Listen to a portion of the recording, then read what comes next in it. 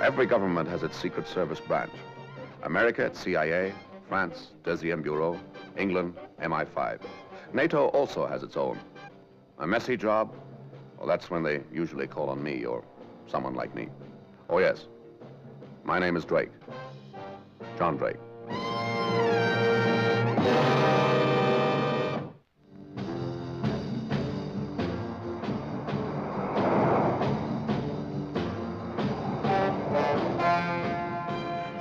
Jackson.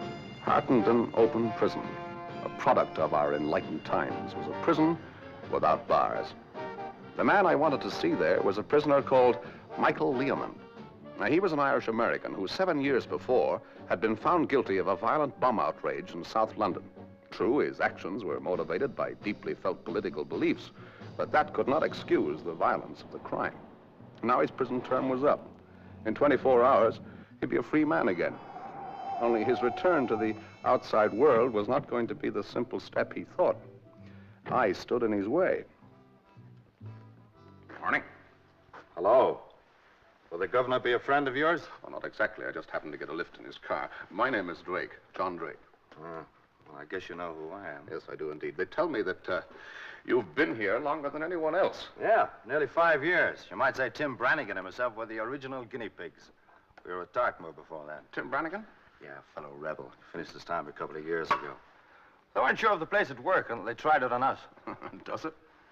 Yeah, I guess so. Yeah, sure it does. I see it doesn't bother you to talk about it.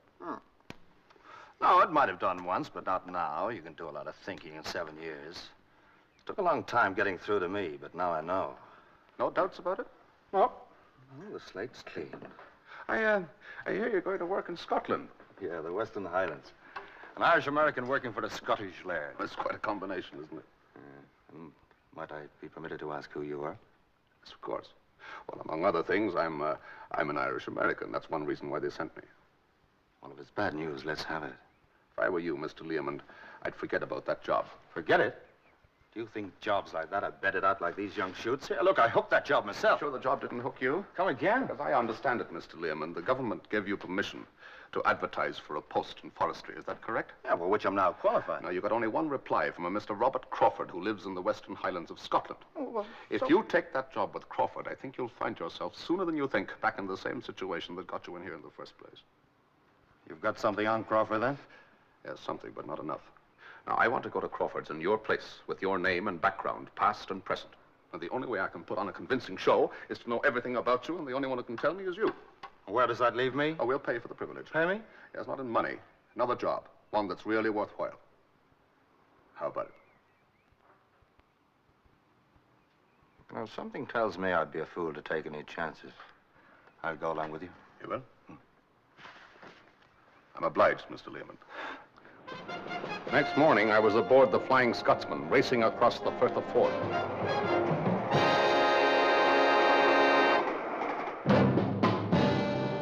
By the afternoon, I was ambling westwards on a local train.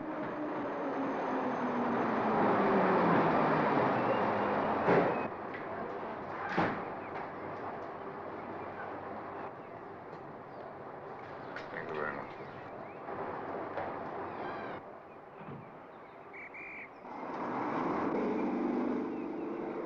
Good evening, Mrs. Crawford. Good evening, Hamish, and how are the children? Oh, they're fine. Good.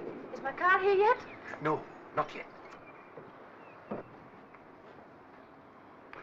Excuse me, would you, are you Mrs. Crawford of Lochdoon? Oh, why, yes. Oh, I'm Learmonth. Oh, how do you do? Your new forestry man. How nice. Didn't your husband tell you about me? I've been away. I migrate in the winter. I only wish I could persuade my husband to do the same. Oh, I see. Well, are you sure you haven't made a mistake? Well, I certainly hope not after coming all this way. Your husband assured me it was going to be a permanent... I'm sure he did, Mr. Learmond. What I mean is a mistake in taking the job. I suppose you know that Loch Doon is at the end of the world. You might as well be living on a rock in the middle of the Atlantic. You can't discourage me, Mrs. Crawford. I like solitude. You surprise me. Oh, where was your last job? In prison. Oh, well, that must account for it then. But you haven't got that look. What look? In the eyes. My father had it. Was he in prison? Yes. Prisoner of war. Oh. Good evening, Mrs. Crawford. Ah, Anders at last. Come along, Mr. Learmond. Thank you very much.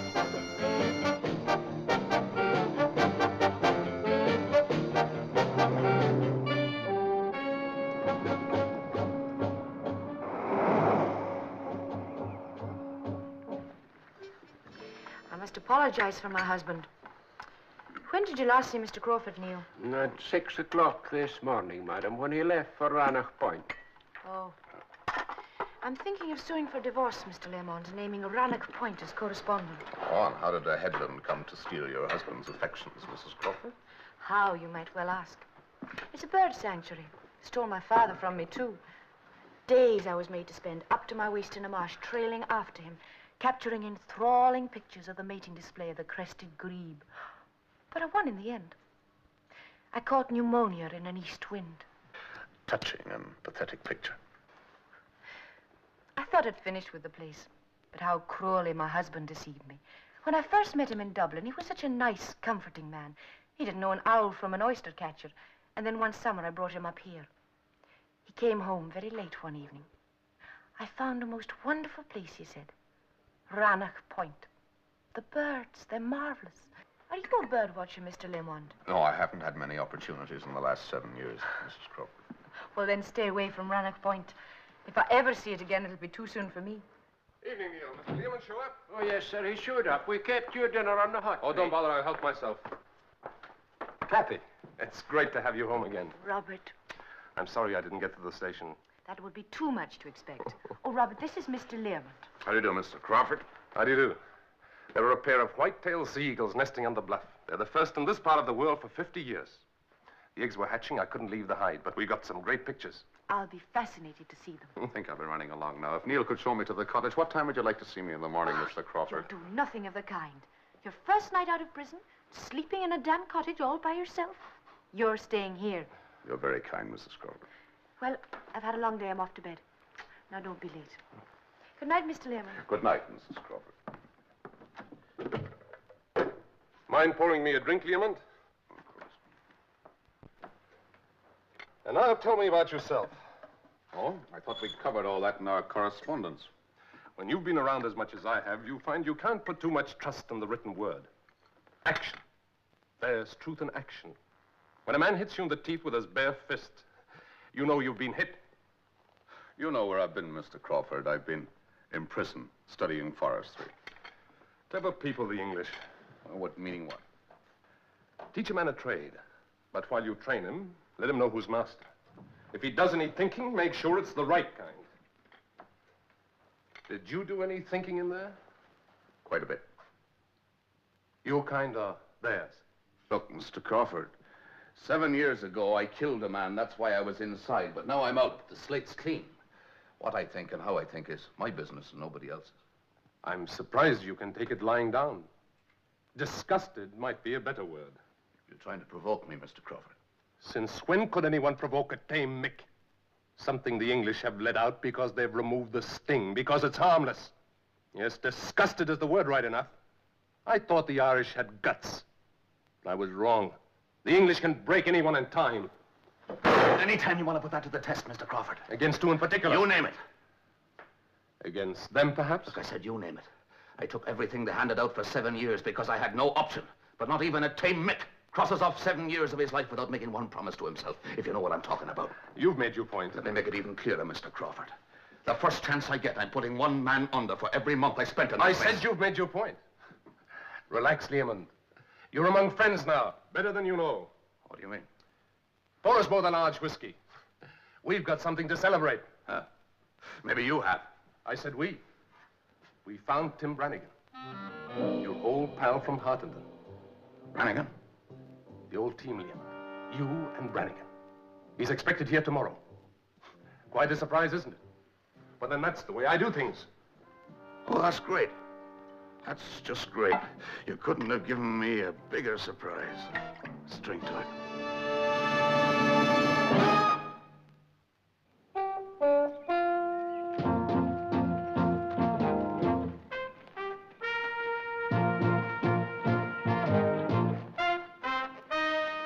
All right. Michael Liam, Pat Mullins. How do you do? The Michael Lehman. Well, this is a rare pleasure. Have you sighted the trawler yet? Ah, yes, she's on her way in. No more than 2 miles offshore now. Good. We're going to show you some great sights this morning, Liam. Let's go.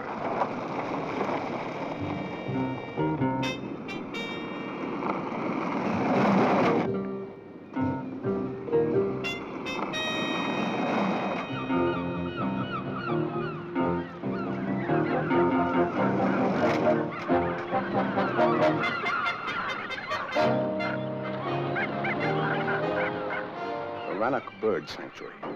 Kathy Crawford's hated rival.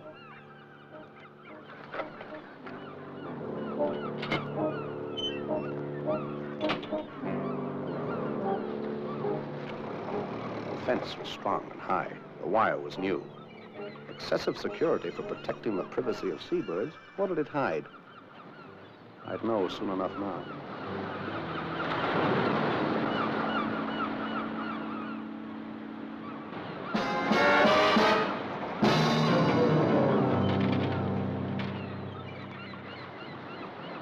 What do you see out there? It's over the horizon. It's my home where I was born. Donegal. Well, you'll be across there before long. Who's aboard the trawler? The boys? I'm hoping Brannigan will be with them. Old Tim? That's great. Feel like old times. Come on.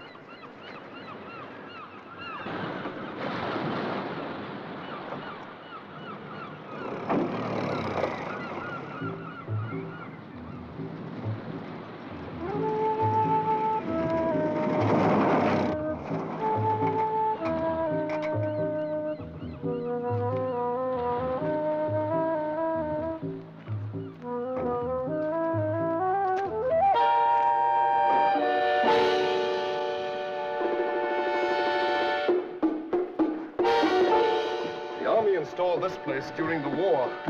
They trained special men here, sabotage units. What's good enough for them is good enough for us.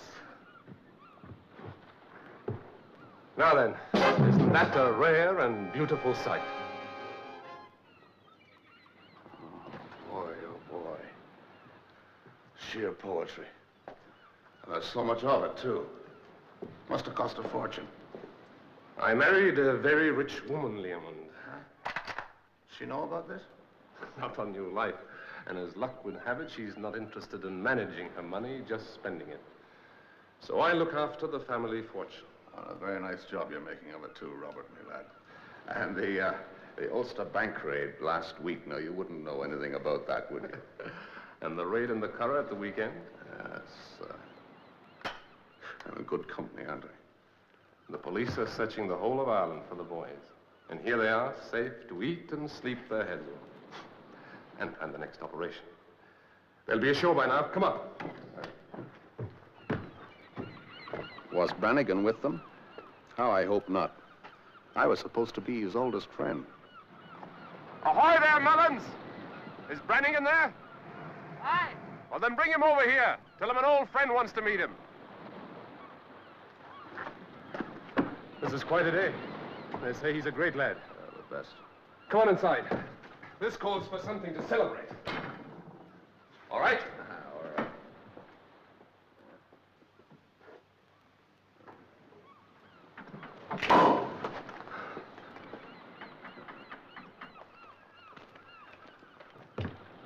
Tim Brannigan, sir. Captain Crawford. This is a pleasure. It is indeed. And who have we here? Your old pal. You're not Tim Brannigan. What? What's going on here? Who are you? I'm Tim Brannigan, right enough. Let's have a look inside here. It might tell us who you really are. Mullins, the door. I'm Tim Brannigan, I tell you. And if you don't believe me, ask the boys in the boat who I am. They know me. But who's this one? That's what I like.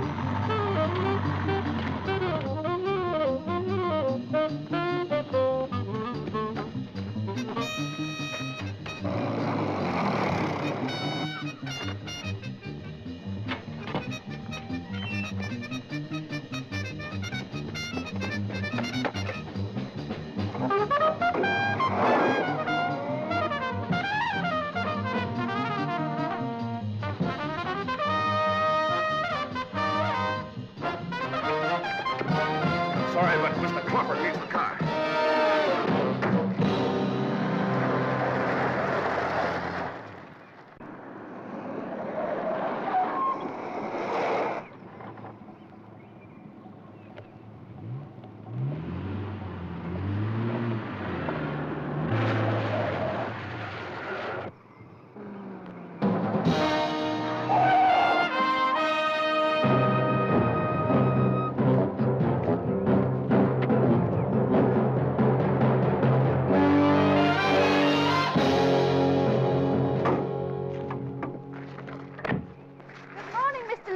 Morning, Mrs. Crawford. Will you give me a hand with these, please? Yes, of course. We're just in time for lunch.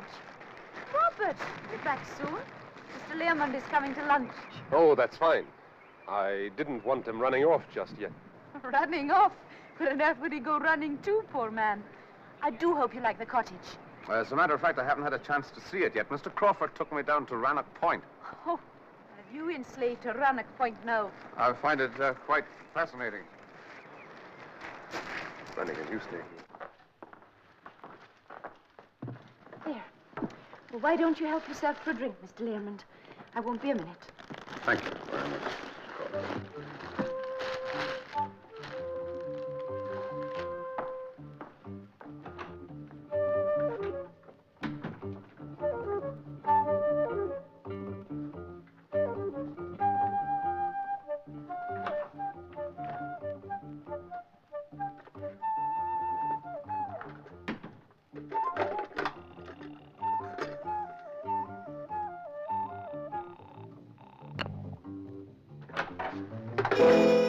With my compliments. Now walk straight out to the car.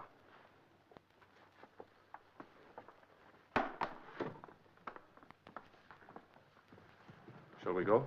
Oh, you're not going out now. Come along, lunch is ready. I just want to show Lehman something. Oh, that's all right, Mr. Crawford. It can wait.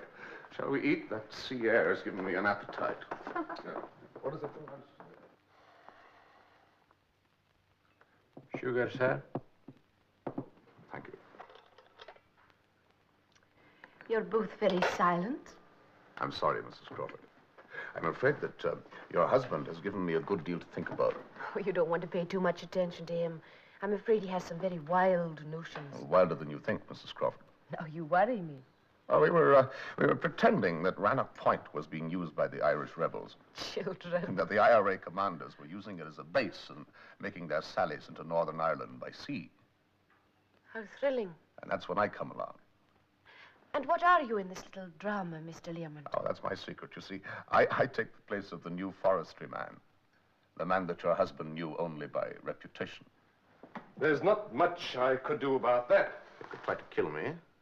Oh, surely you credit me with a little more intelligence. I'm afraid I don't. I couldn't risk killing you without knowing some more about you. But desperate men do stupid things. I've had enough of this idiotic game. Now, please, let's talk about something else. Of course, Kathy. It's not a game. I don't believe Would you. you like to put it to the test?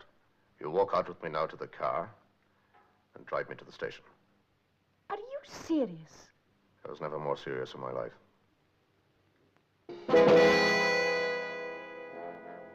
All right, Mr. Learmont. Come on.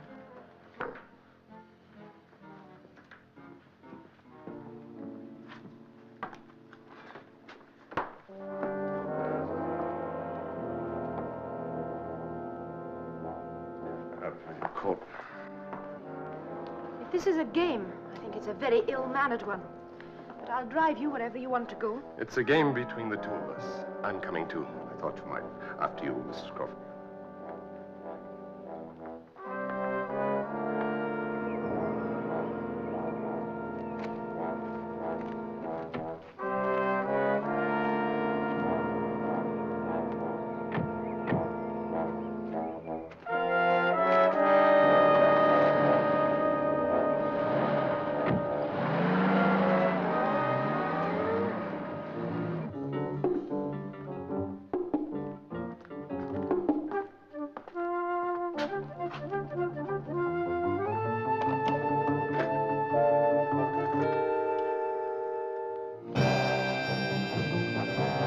It wasn't the strangest ride I'd ever taken, but it had its own macabre aspect.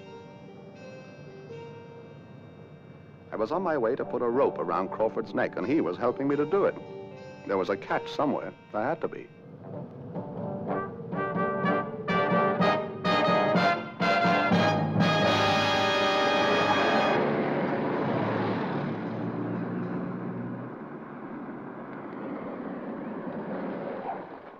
Well, here we are. Now perhaps you're satisfied. Thank you, Mrs. Crawford. You saved my life. Now, shall we all go home again? Kathy, you don't understand. Learmont is really taking the train. That's the idea, isn't it, Learmont? That's right.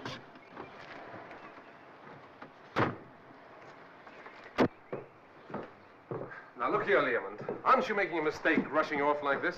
Remember, you've been in jail a long time. You're not yet adjusted. You can drop the act now, Mr. Crawford. Kathy, I noticed the tank was a little low. Fill it up with gas, will you? But I don't like to leave you. Do as I tell you.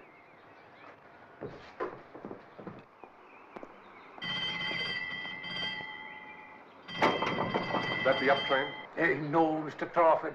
That'll be the express. Thank you.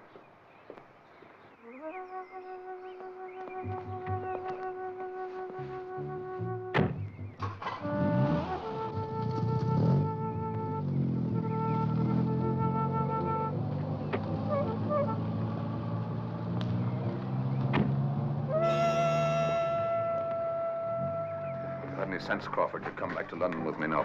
Why should I do that? Because they'll come to the same thing in the end.